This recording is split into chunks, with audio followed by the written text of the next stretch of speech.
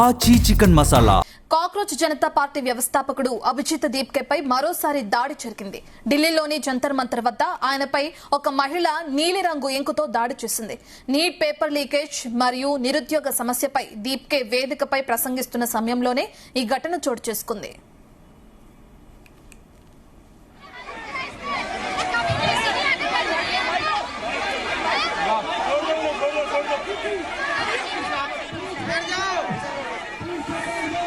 జంతర్ మంతర్ వద్ద సిజేపీ శ్రేణులు భారీ నిరసనకు దిగారు.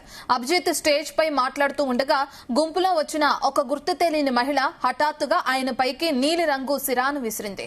ఇక ఈ ఘటనతో ఒక్కసారిగా నిరసన ప్రాంగణంలో తీవ్ర కలకలం, గందరగోళం రేగింది. వెంటనే అలర్ట్ అయిన సిజేపీ మద్దతుదారులు, అనుచరులు వేదికపైకి దూసుకెళ్లి అభిజిత్ కు రక్షణగా నిలిచారు. దాడికి పాల్పడిన మహిళను అక్కడే ఉన్న పోలీసులు తక్షణమే అదుపులోకి తీసుకున్నారు.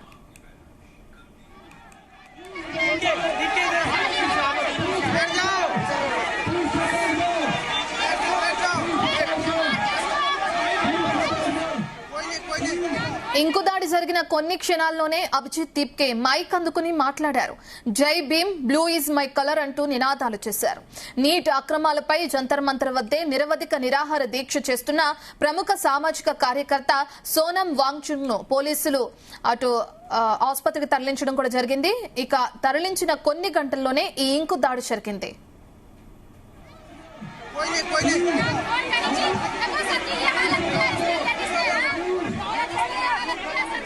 కాక్రోచ్ జనతా పార్టీ వ్యవస్థాపకుడు అభిజిత్ దీప్కేపై మరోసారి దాడి జరిగింది. ఢిల్లీలోని జంతర్ మంతర్ వద్ద ఆయనపై ఒక మహిళ నీలి రంగు ఇంకుతో దాడి చేసింది. నీట్ పేపర్ లీకేజ్ మరియు నిరుద్యోగ సమస్యపై దీప్కే వేదికపై ప్రసంగిస్తున్న సమయంలోనే ఈ ఘటన చోటు చేసుకుంది.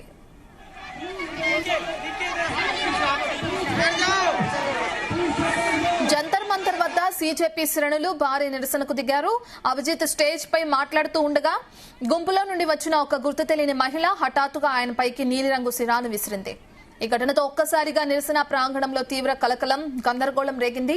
వెంటనే అలర్ట్ అయిన సిజేపీ మద్దతుదారులు, అనుచరులు వేదికపైకి దూసుకెళ్లి అభిజిత్ కు రక్షణగా నిలిచారు. దాడికి పాల్పడిన మహిళను అక్కడే ఉన్న పోలీసులు తక్షణమే అదుపులోకి తీసుకున్నారు.